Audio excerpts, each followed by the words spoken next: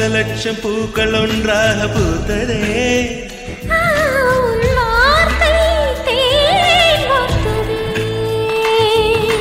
மௌனம் பேசியதே, குளிர் தென்றல் வீசியதே.